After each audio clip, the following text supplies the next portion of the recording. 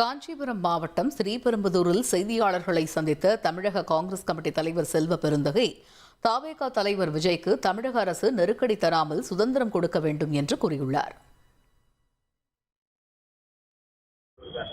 எங்க ஒன்னாலும் போட்டோம். அவர் ஒரு அரசியல் கட்சி, அவருடைய பரப்புரையை மேற்கொள்றாரு. இதுல என்ன சொல்றது? இந்த தேசத்துல ஜனநாயக நாட்டுல யார் வேண்டுமானாலும் கட்சி ஆரம்பிக்கலாம், யார் வேண்டுமானாலும் தேர்தலில் போட்டியிடலாம், யார் வேண்டுமானாலும் பரப்புரை செய்யலாம்.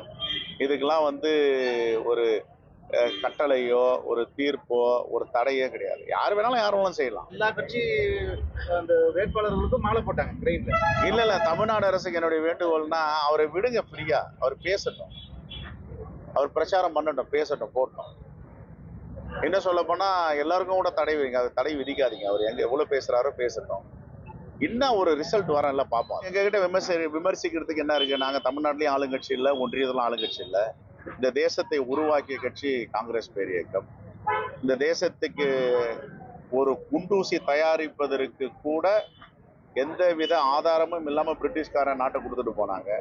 ஜவஹர்லால் நேரு, அன்னை இந்திரா காந்தி, ராஜீவ் காந்தி, அன்னை சோனியா காந்தி வழிகாட்டுதல்ல டாக்டர் மன்மோகன் சிங் ஆட்சி, இவங்கெல்லாம் இந்த தேசத்தை உருவாக்கி வைத்திருக்கிறாங்க.